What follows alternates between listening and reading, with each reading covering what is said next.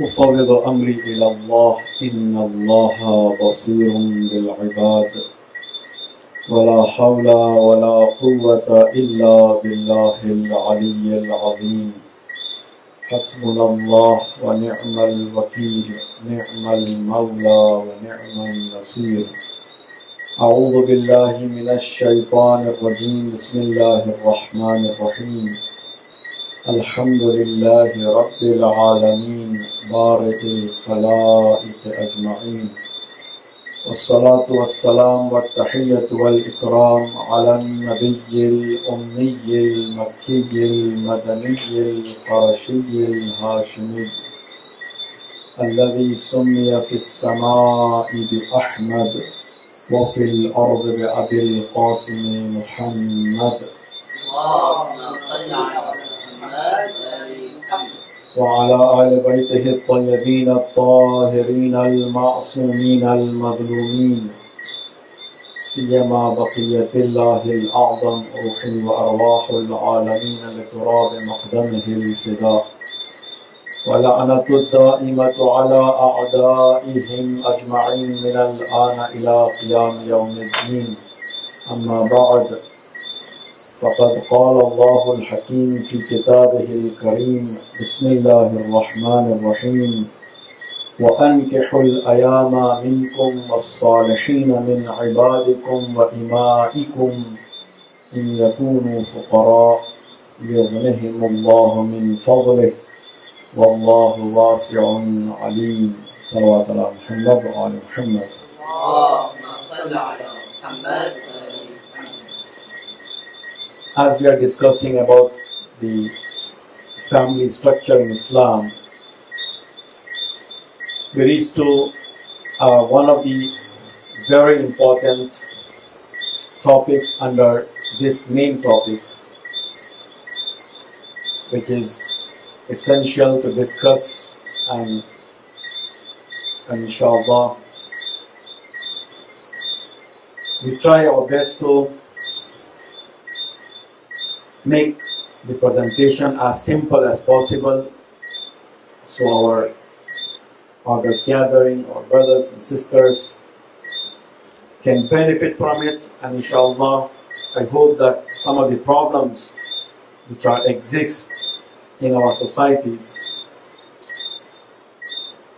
taking lessons from the Quranic verses and also from ahadith of our noble Prophet and Ahlul Bayt alayhi salam, we try our best to solve our problems. And the main thing I again repeat here, that if we are discussing here, it doesn't mean that we want to just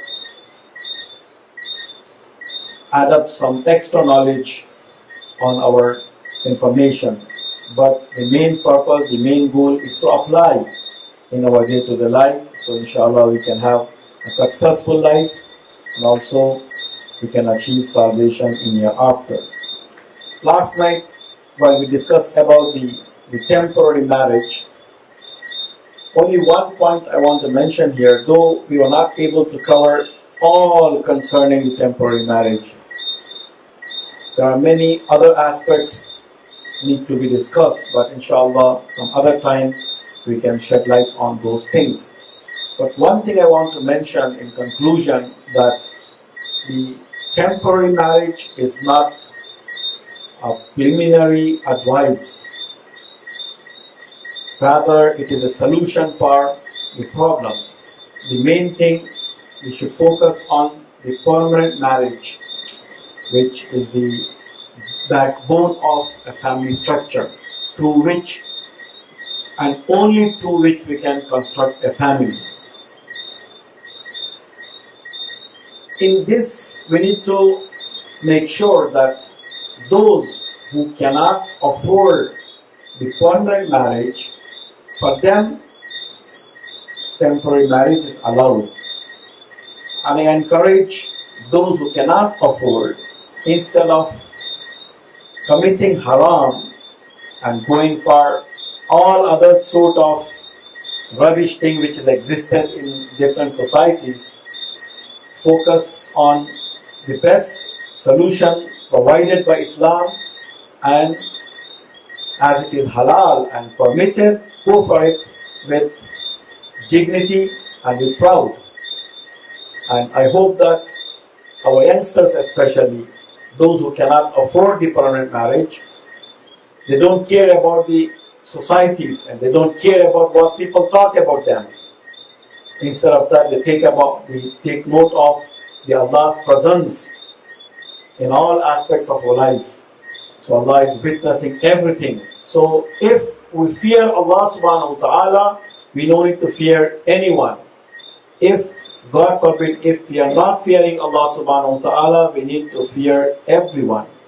So if we cannot afford the permanent marriage, it's a solution, it's a temporary marriage instead of girlfriend, boyfriend, or those other things which is existed in our society. Unfortunately, we are committing haram. So instead of that, it's better to go for the solution and prescription which is prescribed by Islam and Quran. And Alhamdulillah, we the followers of Ahlul Bayt alayhimus salam, we are proud to have answer for every question and solution for every problem. Alhamdulillah. We discussed tonight about the nikah and the permanent marriage. Quran encourages a lot about the permanent marriage, and as we all know that marriage and the nikah is one of the very famous sunnah of Rasulullah.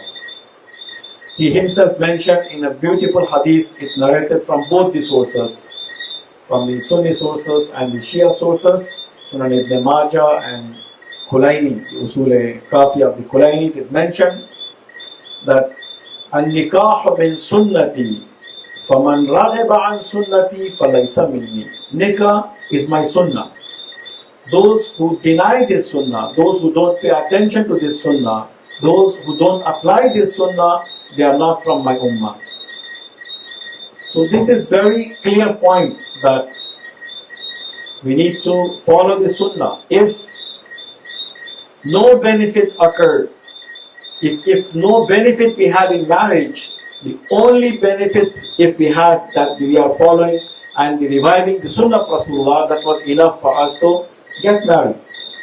And concerning the marriage and encouragement of the marriage, we have several ayah and several verses and the ahadith. And we may not go through with all those verses and the ahadith, but we select few of them and inshallah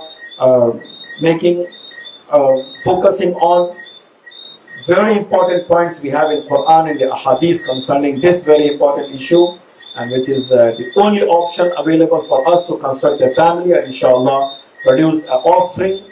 So inshallah it can be sadaqatun jariyah for all of us until the day of judgment and after. The powerful verse which we have about this in Surah An-Nur 24th chapter, the verse 32, it says, وَأَنْكِحُوا الْأَيَامَ مِنْكُمْ وَالصَّالِحِينَ مِنْ عِبَادِكُمْ وَإِمَائِكُمْ يَكُونُوا فُقَرَاءَ يُغْنِهِمُ اللَّهُ مِنْ فَضْلِهِ وَاللَّهُ وَاسِعٌ عَلِيمٌ. Marry of those who are single among you. So it is referring to the elders. Provide the facilities, facilitate the youngsters so they can get married. It doesn't mean that it is not referring to the youngsters themselves. If the elders are not doing their job, the youngsters themselves, they have to put a step forward and they have to facilitate themselves.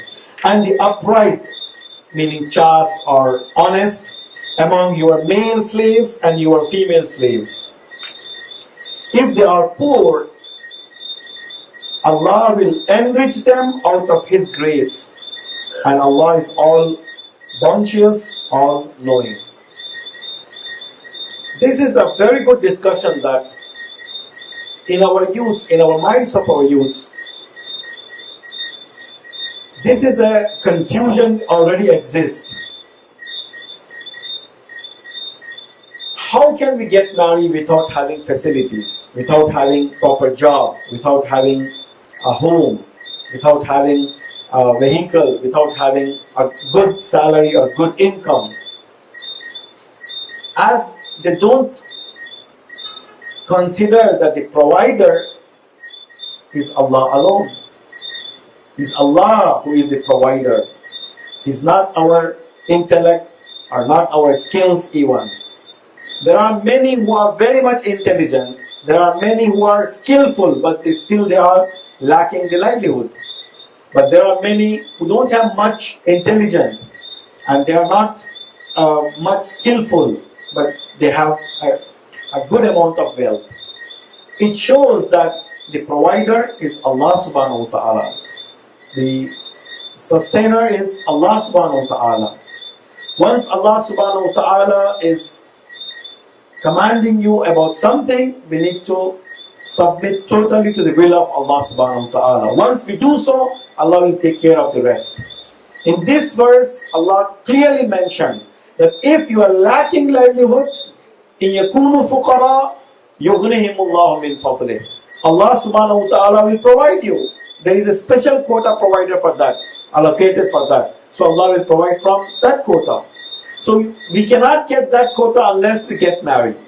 So we have to remove from our minds, especially our youngsters, that first we need to settle down in terms of financial affairs, and then only we can get married. So because of this opinion, unfortunately, because of this mentality, our youngsters are getting married very late, out of their time, sometimes 25, 30, and after 30. Then what is the use of marriage? So we may lose many aspects of marriage while we are not getting married on time. And there may be several consequences. Inshallah, we discuss about those consequences if we delay the marriage or if we avoid the marriage. So this is, apart from leaving the Sunnah of Rasulullah, we are confronting with Allah subhanahu wa ta'ala, that Allah subhanahu wa ta'ala said that I am the provider. Once you get married, we are the sustainer, we provide you, we have this special allocation for that. So we cannot go against this, and we have to remove the mentality. One of the hadiths, inshallah, we go through with that, it directly mention about it. The rizq, one of the means of attraction of the rizq and sustenance is the marriage. There are many who had almost experienced that before marriage they were lacking in their livelihood, but after marriage the doors were open for them, the treasures are open for them, and they live much better and much more comfortable than before. So one of the benefits of the marriage, in fact, is having abundance of sustenance. Apart from other benefits which we have in other verses, Quran says in chapter Ar-Rum, which is 30th chapter, verse 21, وَمِنْ آيَاتِهِ أَنْ خَلَقَ لَكُم مِّنْ أَنفُسِكُمْ أَزْوَاجًا لِتَسْكُنُوا إِلَيْهَا وَجَعَلَ بَيْنَكُم مَّوَدَّةً وَرَحْمَةً إِنَّ فِي ذَلِكَ لَآيَاتٍ لِقَوْمٍ يَتَفَكَّرُونَ. And of His signs is that He created for you mates from your own selves. This is one of the signs of Allah subhanahu wa ta'ala, that He created the mates for us, that you may take comfort in them. One of the benefits of marriage. There are many who are psychologically ill, and there are many who have not comfort in their mind and in their psychology, in their behavior. But after marriage, they were able to settle themselves, they were able to calm down themselves, and they were able to feel comfortable in their life. So one of the benefits of marriage, which is encouraged in this verse, is the comfort. And He ordained affection and mercy between you. So we attract the mercy of Allah and affection. That is the mawadda, is the beyond. Affection is something, mawadda is the above the mahabba, the love which we translate. It's hard to translate exactly the word mawadda in any other language. So this is something that, a sort of affection which remains up to a level that they are ready to sacrifice themselves, and they prefer other counterpart upon themselves. That is called mawadda, which will remain, which is the key factor to have a strong family structure maintained until their death, until their departure from this world. There are indeed signs in that for a people who reflect. So those who reflect, meaning what? those who rely upon Allah subhanahu wa ta'ala and get married on its own time, on its appropriate time. We discussed what is the appropriate time for the marriage, and then inshallah we have to focus upon the Sharia and the Islamic law than our custom and our the culture. Culture is good to promote. Custom is good to take care of. But once it is contradicts with the Islamic principles and Islamic laws, we should not take care of those, and we should not prefer the culture and the custom than the Islamic law. So Islamic law is superior than the cultures and the customs. So we should take care of these things, and we have to remove the mentality already exists that our custom is not prepared for us, and our culture is not permitting us to get married soon, and these things we should not focus on. So let me discuss about the benefits of the marriage, and then we come to the timings of the marriage, when we have to get married and what is the exact time. إِذَا تَزَوَّجَ الرَّجُلُ أَحْرَزَ نِصْفَ دِينِهِ. One of the benefits of marriage is what? We make sure that half of our deen and religion is safeguarded. Nisfa dini. So for the next half, we have to struggle. So by marriage, through marriage, we can safeguard half of the religion. It is very clear that how we deviate from the right path is because of not having mate. The majority of the whispers of the shaitan is through this. And once we cut off this source of shaitan, then we can safeguard our half of our iman. So we don't need extra explanation about it. It is easy to understand. And the second hadith we have, which encourage one of the benefits of the marriage, is rak'atani yusallihima al-mutazawwaj afdalu min sab'ina rak'atan yusalliha ghayru mutazawwaj. The one who is married, once he offers the rak'atan, 2 rakat of the prayer, compared to one who is offering, the single, offering the 2 rakat of prayers, but the mutazawwaj, the married one, attracts the 70 times of the reward. So if you compare, the single is losing a lot. So this is one of the benefits. We are offering the prayers, so we can multiply the reward into 70 just by marriage. The third one, which mentioned already in the verse, لِتَسْكُنُوا إِلَيْهَا وَجَعَلَ بَيْنَكُمْ مَوَدَّةً وَرَحْمَةً. And He has put between you affection and mercy, and you also feel the comfort having made, and by your marriage you already cut down many of the diseases and you feel comfortable in your life. So this is one of the benefits of the marriage. And the other benefit, the Surah Al-Ra'd, which is 13th chapter, 38th verse, mentioned that, and indeed we sent messengers before you, O Muhammad sallallahu alaihi wasallam, and made for them wives and offsprings. So having offsprings is one of the benefits of the marriage. So without marriage we may not have offsprings, and those who have offspring without marriage, unfortunately in some of the societies, they are illegal, illegitimate births. So it is not recognized in Islam. So that carries another burden in the society as well as in the family. And we have to answer in the day of judgment as well. So through the marriage, we can have offsprings, and one of the benefits of the marriage is having offsprings, and that offspring is being upbring them Islamically, then alhamdulillah, we can have a lot of mercy and reward in the day of judgment just through our offspring and their performance and their good deeds. And one of the benefits, marriage guarantees physical and spiritual chastity and peace of a person, and keeps the couple away from the pitfalls and temptations of the shaitan. So we come out of the temptation of the shaitan and we feel the peace of mind, and it's an opportunity to accumulate more reward, and we can sacrifice for each other, and by this way we can achieve the chastity. We don't fall in the sin, we don't commit sin anymore, especially regarding to sins concerning the marriage. One of the benefits of marriage is through marriage the couple will have righteous offspring. So I did mention already, so the righteous offspring, once our marriage go through with the legal and the Islamic way, automatically Allah subhanahu wa ta'ala will provide the righteous offsprings. And other benefits is the marriage makes an incomplete human being as a complete one. So it is mentioned that the man and the woman together, husband and wife together becomes one.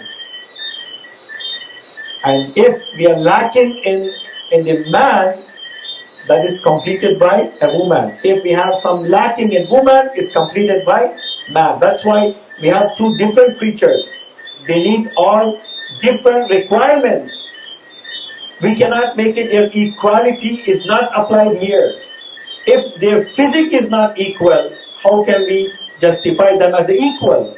So each one of them has their own requirements, and we need to answer their own demands. So we discuss in one of the topics, inshallah, later on, that what is the difference between the man and a woman and their performance and how Allah subhanahu wa ta'ala judged. One, in conclusion, I want to mention one point here, that Allah subhanahu wa ta'ala, in terms of reward, there is no difference between the man and woman. Man amila salihan dhakaran aw untha. It is mentioned the male or female, ones who perform good, and they will attract the blessings of Allah subhanahu wa ta'ala based on their intentions and their performance. Marriage is the mean of receiving great reward for both couples through spending on their children. See, after marriage, they spend on their children, they spend their time, they spend their sacrifices, they spend their wealth, and whatever they have, especially the mother and the father, both of them, their tremendous sacrifices they can demonstrate only once they have children. So by them offering these sacrifices and spending on children, they attract the blessings of Allah subhanahu wa ta'ala. And we have a beautiful hadith that when a person dies, his deeds discontinue, except for three things. Once we die, our file of the deeds will close, except for three things. Ongoing charity, we donated for masjid. Like if we donate for the carpet of the masjid, we donate for the masjid, we donate for the road. As soon as that carpet, that masjid, that road exists and people benefit from it, it is Allah subhanahu wa ta'ala will continue rewarding on us. So we encash the reward though we departed from this world. And also knowledge which people benefit from it. We wrote some books, we deliver some lectures, and people benefit from it. And after our departure from this world, Allah subhanahu wa ta'ala will continue rewarding us. And a righteous son who prays for him, righteous son or daughter who prays for him. So if our offsprings, they pray something for us and we receive as a gift, and that is the benefit of having offsprings, and of course the benefit of the marriage. One of the benefits is mentioned here, the marriage increases the sustenance. As I mentioned, the sustenance, one of the means of attracting sustenance and increasing sustenance is marriage. Beautiful hadith we have by our noble Prophet. He says, "Ittakhadul ahl," get married. فَإِنَّهُ أَرْزَاقٌ لَكُمْ. These are the sustenance for you. So the ahl and the marriage itself, the family, here considered as the sustenance. And Imam Sadiq alayhi salatu wasalam mentioned that الرزق مع النساء والعيال. The sustenance is with women and children. So once you have women, once you have family, once you have children, the sustenance is there. Allah subhanahu wa ta'ala will provide sustenance. So here we should forget about the birth control, and these are the excuses we make. A person went to one of our renowned alim who departed from this world. May Allah bless him, may Allah reward him in the Jannah. He mentioned once that a person came to him in London asking a question that, what is your opinion about the birth control? And he, in reply, he asked a question. So, what is your number in your family? He said, I am the fifth son of my father. He said, thank Allah subhanahu wa ta'ala that your father never had this mentality before coming you in this world. So that was the answer. So we don't need to answer further. So if birth controls are allowed, birth control for silly reasons, just for fearing that we may not afford having more children, then who is the provider for the first one? Who is the provider for the second one? There are many families who have plenty of children, but they are working good in all terms, in all aspects, financially as well as in terms of upbringing, in akhlaq. But there are many families who have only one or two children, but they are lacking in finance as well as in akhlaq and upbringing of the children. So the only having less family members is not a excuse to uh, think about the birth control. So Allah subhanahu wa ta'ala is provider, and we have to obey the command of Allah subhanahu wa ta'ala. We go ahead, and especially our country here in Guyana, we need the population. We have the abundance of, mashallah, the resources, and our population is less than 1 million. One of the reasons we cannot have fast development is the less population. The more population you have, the more the chances of development and the more the skills you may have, and this is one of the reasons why we are not developing fast. And it is good for our family members. I encourage our youngsters, especially those who are ready to get married and those who are already married, to produce children. Offspring is something, the blessing of Allah subhanahu wa ta'ala. We may think that once we construct house, then we start planning for having children. And maybe Allah planned that once you have children, then Allah subhanahu wa ta'ala provide the house for you. So who will win in this? You have to compromise with your mentality, and you have to compromise and you have to go with Allah subhanahu wa ta'ala and destiny and what is written for you. So forget about thinking about the worldly things and follow the instructions given by Islam and the great personalities. And once you have children, inshallah, through them Allah subhanahu wa ta'ala will provide everything. And I have enough experience in my family members as well as in our different societies I travel. I saw many people before getting married, they were lacking in many things. Before having children, they were in trouble. And after getting married, after having children, their life settled down in the best way. And that is good and enough example for all of us to take lesson out of it. And finally, if there is no encouragement in the marriage, I did mention that if we had the sunnah, if we want to revive the sunnah of Rasulullah, that was enough for us to get married on perfect time, on its own time. And there is a beautiful, another hadith by our Rasulullah, he said that tanakahu wa tanasalu fa inni ubahi bikum al-umam yawm al-qiyam. This is a very serious hadith. That get married and produce children. In the day of judgment, I will make myself proud of you. There is another hadith that says, even I count the miscarried babies. So I want to be proud that I have the majority among the ummahs, other nations. This has to be recognized, and this has to be take a serious note, and we should not listen to those who are promoting the one child, we are two and we need two children. So this is not a good slogan. This is not Islamic slogan, or one child is having one child is better life. So it's not better life. It's not, these slogans are not Islamic, and we have to remove our this kind of mentality from our minds. As a promise, let us talk about the consequences of delay in marriage and consequences of not marrying, not upholding this sunnah of Rasulullah. The hadith says, "Tazawwaj wa illa fa anta min al-mudhnibin." Get married, of course, on its own time. Wa illa, if not, anta min al-mudhnibin. You are among the sinners. So not marrying on time, placing us among sinners. Aktharu ahli an-nar al-uzzab. The majority of the people who go to the hellfire are singles. This is very serious hadith. The singles are in a danger because they're half of the religion, half of their faith is in danger. Tazawwaj wa illa fa anta min ikhwani shayateen.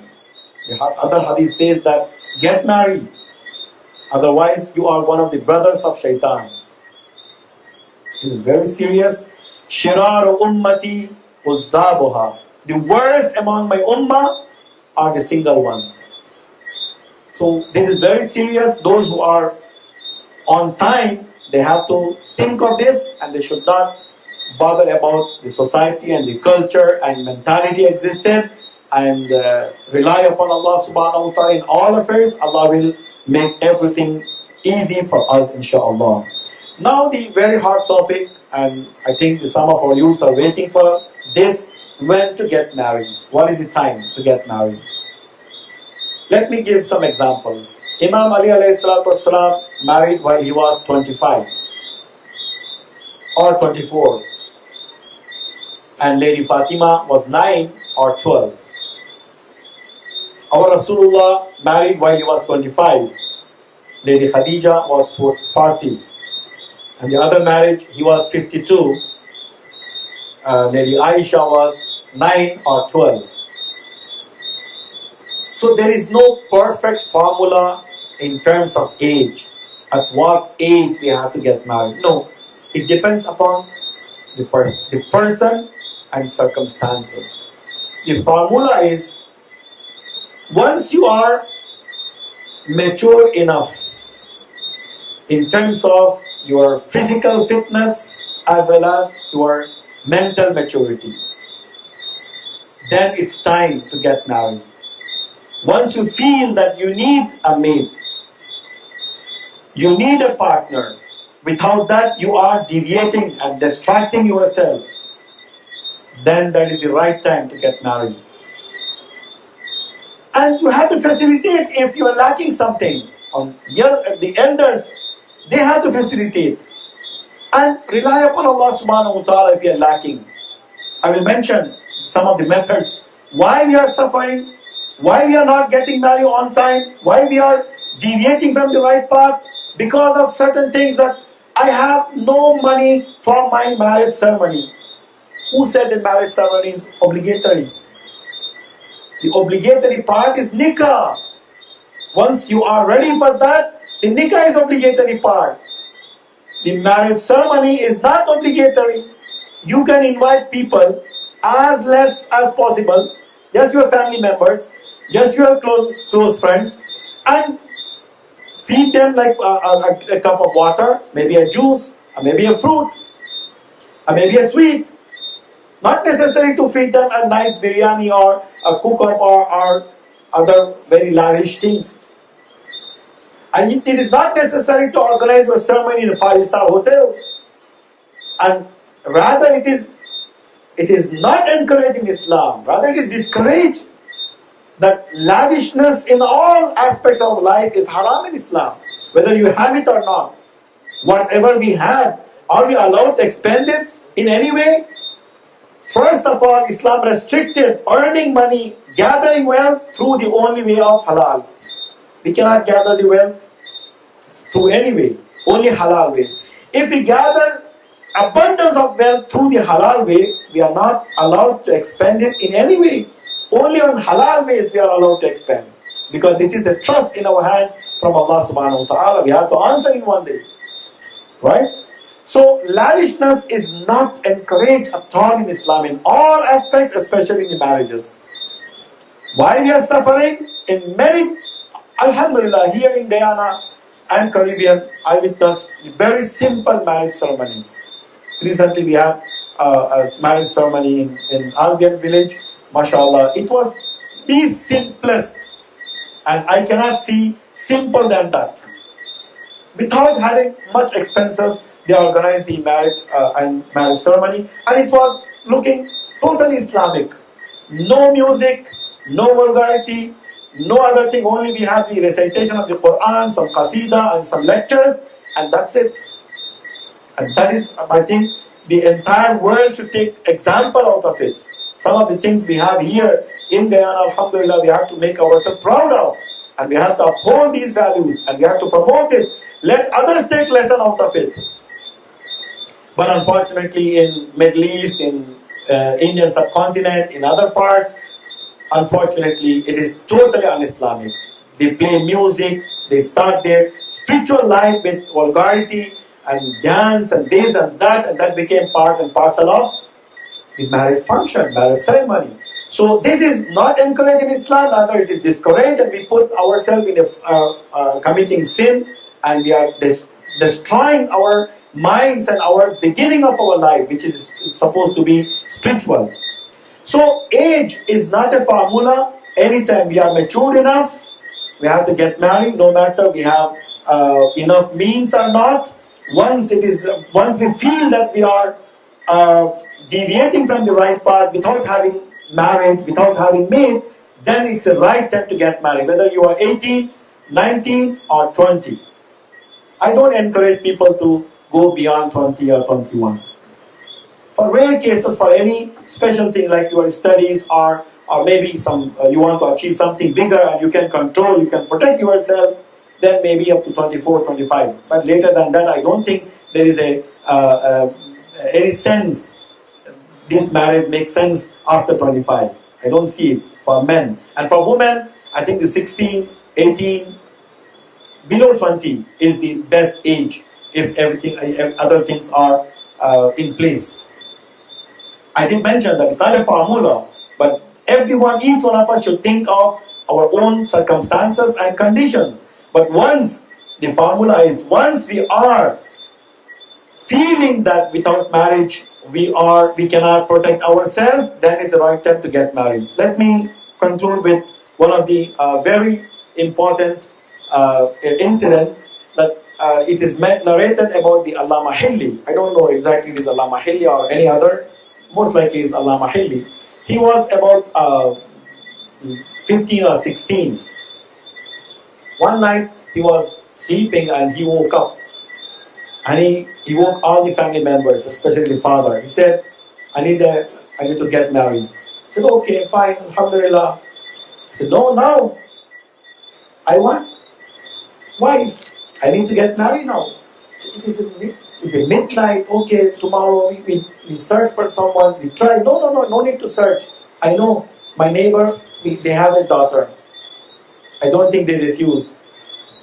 We have to go ask her hand for now.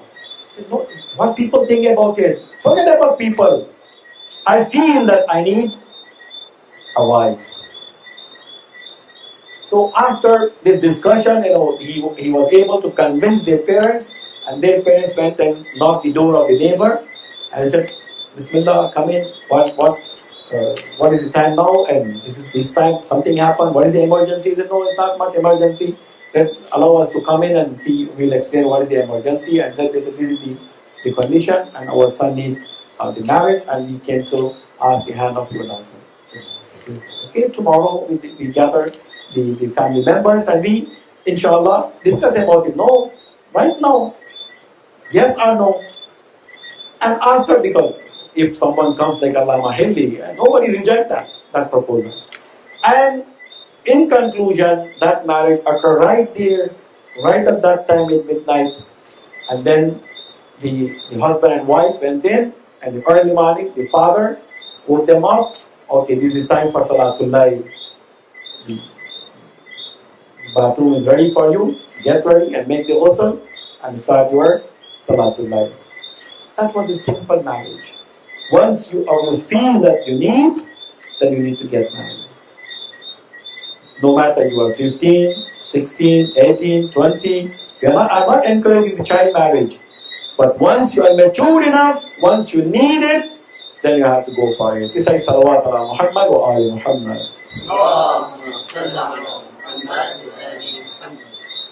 According to one of the narrations, in Karbala, Imam Hussein alayhi salatu wasalam had the ashab, and among those ashab, you see the different age groups we have. I did mention about the 6-month-old Ali ibn Asghar earlier, and as we know that Imam Hussein alayhi salatu wasalam gathered a purest human being on earth in the land of Karbala. By the arrangement from the inception of his movement, he did mention that whoever have any other intention, do not join with our camp. They can go away. Only those who are ready to shed their blood, those who are ready to sacrifice, offer their sacrifice, they can come and join with us. Even in the night of Ashura, he provided facility for all the ashab. He lit the light and he asked, if you fear that you may not afford the death, you can go away from me. I took my hand of allegiance from you. I don't complain even in the day of judgment. In the night of Ashura, after the ashab of Imam Hussein, they show the loyalty and they show that if our body is cut into thousands of the pieces and then Allah subhanahu wa ta'ala grant us another life, we are not going to leave you alone. We will support you, we will die for you. And after this, Imam Hussein alayhi salatu wasalam, after making sure that everyone in this camp is loyal to Allah subhanahu wa ta'ala, then he mentioned each one of them, their status and how they are achieving the martyrdom and who they are achieving what and where they are dying and how they are dying and how they achieve the martyrdom and names of each one, everyone. It is narrated that at the corner of that gathering, it was a 13 or 14-year-old boy. He was just trying to raise himself up and to see when his name will come. So his name was not taken in that list. And finally, he has no patience to wait until end. And he came in front and asked Imam Hussein, "Uncle, I'm not in the list. I'm not among the martyrs of Karbala tomorrow." Imam Hussein, instead of replying, asked a beautiful question. And he asked, "O Qasim, what is your opinion about death?" And he replied beautifully that Al-Mawtu indi ahla min al-asal. "Oh my uncle, the death in my view is sweeter than honey." The martyrs of Karbala, they changed the concept of death. In fact, they killed the death and made their lives eternal. And that's why Allah subhanahu wa ta'ala mentioned in Quran that وَلَا تَحْسَبَنَّ الَّذِينَ قُتِلُوا فِي سَبِيلِ اللَّهِ أَمْوَاتًا بَلْ أَحْيَاءٌ عِنْدَ رَبِّهِمْ يُرْزَقُونَ. They are alive. They killed the death and no death can come near them. And they are alive forever. And that was the Qasim, the son of Imam Hassan. Imam Hassan alayhi salatu wasalam, physically he was not there in Karbala, but as you know that none of our Imams lacking in Karbala, somehow they represented in Karbala. If you count the martyrs of Karbala, majority of them is the Hashemites. And in fact, I can make it more specified that majority of them is the Ali Abu Talib. It's Abu Talib's sons and daughters. It's Abu Talib's family members who are shedding their blood for the cause of Islam. That is the Karbala. And it was a time that it was hard for Imam Hussein ﷺ to allow his nephew to farewell, to final farewell for him. And why? Because he was the one who brought the Qasim after the departure and the martyrdom of Imam Hussein ﷺ. As Qasim came to Imam Hussein and seeking the permission to go to the battlefield, it is narrated that Imam Hussein ﷺ, he hugged his nephew Qasim and both of them cried bitterly. And they cried so much that one of the narrations says that even they lost the conscience. And it was hard for Lady Zainab to see this situation. And she woke both of them and said, "Oh Hussein, what is the situation? Why I'm seeing you in this state?" And he replied that, "Oh my sister Zainab, how can I allow my nephew who was in my hands as a trust for my brother? Whenever I wanted to see and remind my brother, I wanted to see my Qasim. I was seeing my Qasim. And then I remind all the affairs why I spent time with my brother Hassan. Allah, this is hard for Hussein to allow the Qasim. The Qasim was the one of the signs of his brother Hassan alayhi salam. But what he could do in this time, Islam need the blood. Islam need Qasim as Islam need Ali al-Akbar. Islam need Qasim as Islam need Ali al-Asghar. He prepared himself, Qasim. He prepared, Imam Hussein prepared himself with his own hands. He took the amama and turban of Imam Hassan and abba of Imam Hassan. It was hard for Imam Hussein to leave the sign of his brother for last moment, for the last time, and he was on the back of the horse. He fought against the kuffar. He fought against the hundreds of the army alone. Remember, he was thirsty for more than 3 days. He was hungry for more than 3 days. But he was hashmat. He was killing as much as possible the enemy, and the enemy had no courage to come near him. But it was the time that deceived him. The one of the ashqiya, he dragged him from the horse, and he was fell down from the horse. He showed, Ya Hussein, oh my uncle, please help me. Uncle Imam Hussein with Abbas came to the battlefield. The Ashqiya, the A'da thought that they are coming to fight against them. They tried to go from this way, from that way. From the right side, the army went to the left side, and the left side army went to the right side. Amidst on those army, the trample of the horse, and Qasim was alone there shouting, Ya Hussein! Ya Hussein! It was hard for Hussein. He himself mentioned that it was hard for your uncle to listen to your voices. You're shouting and asking for help, and I was not able to help you, Qasim.